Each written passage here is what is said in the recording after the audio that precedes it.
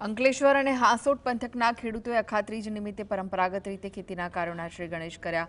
વર્ષો જૂની માન્યતા મુજબ ખેડૂતોએ ખેતરમાં દીવો પ્રગટાવી શ્રીફળ વધેરી ભૂમિપૂજન કર્યું।